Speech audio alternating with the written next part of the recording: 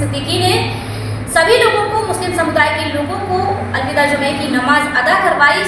सभी ने एक दूसरे को अलविदा जुमे की मुबारकबाद दी। साथ ही मैं आपको बता दूं, अलविदा जुमा जो रमज़ान चलते हैं उनका आखिरी शुक्रवार माना जाता है और इस आखिरी शुक्रवार के बाद इसी हफ्ते में ईद पड़ने वाली है। तो अलविदा जुमे की नमाज बड़ी ही शांतिपूर्वक तरीके से प्रशासन ने अदा करवाई। प्रशासन की निगरानी में सुरक्षा व्यवस्था के बीच अदा हुई जुमे की नमाज। SPRA गोपीनाथ सोनी व थाना प्रभारी निरीक्षक तुलसीराम पांडे, SSI आनंद सिंह, मुनीन्द्र मिश्रा, प्रांजल परिहार, SI Ajmer Singh, police force के साथ चिरगांव जामा मस्जिद पेश इमाम फ़हीमुद्दीन सिद्दीकी ने सभी नगरवासियों को खुतबा के बाद अलविदा जुमे की नमाज अदा करवाई। मुसलमानों के लिए रमज़ान का अलविदा जुमा बेहद ही खास होता है। अलविदा जुमा पर मस्जिदों में विशेष नमाज अदा की जाती है। मान्यता है कि जुमा उल विदा पर रमज़ान महीने में पड़ने वाले आखिरी शुक्रवार को अलविदा जुमा के तौर पर मुस्लिम समुदाय के लोग मनाते हैं। इसे जुमातुल विदा, जुमा उल विदा या जमात उल विदा भी कहा जाता है।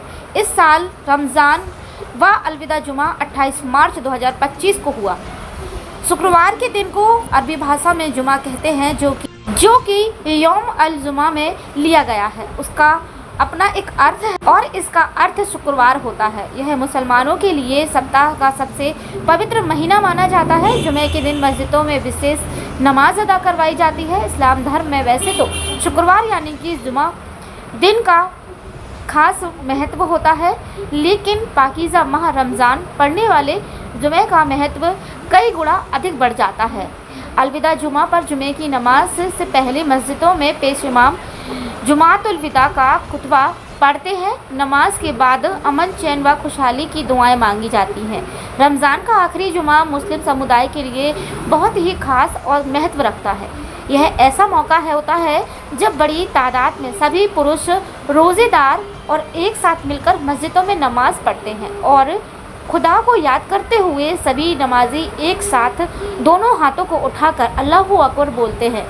इसीलिए इस दिन को छोटी ईद भी कहते हैं। इसके बाद रमज़ान में आखिरी चांद का दीदार होने के बाद ईद उल फितर मनाई जाती है। अलविदा जुमा का महत्व क्या है, ये हम आपको बता देते हैं। अलविदा जुमा या जुमा उल विदा का इतिहास पैगंबर मोहम्मद साहब से जुड़ा हुआ है। इस्लाम की मान्यता के अनुसार अल्लाह के दूत कहे जाने वाले पैगंबर मोहम्मद साहब हर सप्ताह शुक्रवार को लेकर खास कुछ बातें बताते थे। उन्होंने इस दिन को शुभ और अन्य दिनों की तुलना में बहुत ही पाक बताया है।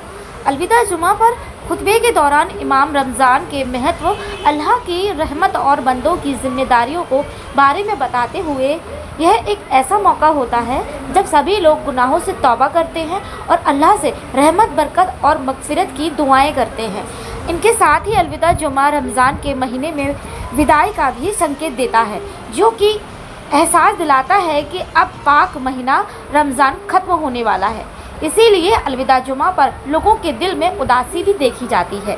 रमज़ान का अलविदा जुमा बंदों को याद दिलाता है कि पूरे रमज़ान जिस तरह से हमने रोज़ा रखकर अल्लाह की इबादत की है, नेक काम किए हैं, आत्म संयम का पालन किया है, उसी रास्ते पर हमें अगले रमज़ान तक चलना है। आप सभी को अलविदा जुमा मुबारक।